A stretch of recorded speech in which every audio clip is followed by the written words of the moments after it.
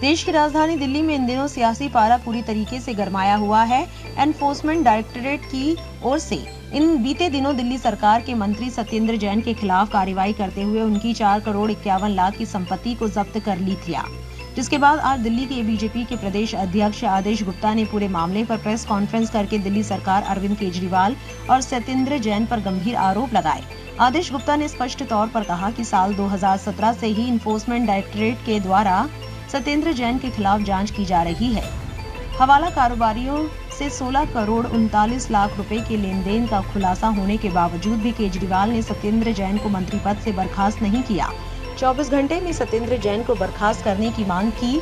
कहा, यदि ऐसा नहीं होता तो दिल्ली बीजेपी राजधानी की सड़कों पर उतरकर सत्येंद्र जैन के खिलाफ प्रदर्शन करेगी। आदेश गुप्ता ने कहा कि गंभीर बात यह है कि सत्येंद्र जैन ने किसी को मोहरा बनाकर काम नहीं किया, बल्कि स्वयं हवाला कारोबारियों से सीधे संपर्क में रहकर अपनी शेल कंपनियों को चलाते रहे। शेल कंपनियों के पते को अनाधिकृत कॉलोनियों पर दिखाए गए, जिससे उनकी काली करतूतों पर किसी का ध्यान न जाए। केजरीवाल सरकार के मंत्री सत्येंद्र जैन पर कार्रवाई ये दर्शाती है कि वो न सिर्फ मंत्री की हैसियत से बल्कि एक उनके चहेते की हैसियत से उनको संरक्षण दे रहे थे और भ्रष्टाचार में लिप्त होने का काम कर रहे थे।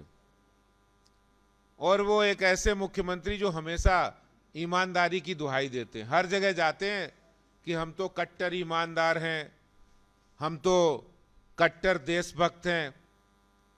और ये उनके चहेते जो खास हैं, जिनको वो तमाम घोटाले सामने आए लेकिन उन्होंने नहीं हटाया। और जांच के दस्तावेजों में साफ क्लियर हो रहा है कि 16.39 करोड़ रुपया जो उन्होंने हवाला कारोबारियों को से लेन देन हुआ है, और वो हवाला कारोबारी भी ये स्वीकार कर चुके हैं।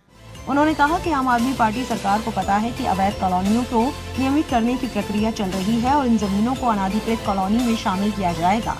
और साथ ही सत्येंद्र जैन दिल्ली के शहरी विकास एवं PW मंत्री भी है। इस बात का फायदा उठाकर सत्येंद्र जैन पहले ही उन जमीनों को कौड़ियों के भाव खरीद कर सरकारी पैसे से वहां पर मूलभूत सुविधाएं विकसित कर करोड़ों रुपए कमाते रहे हैं।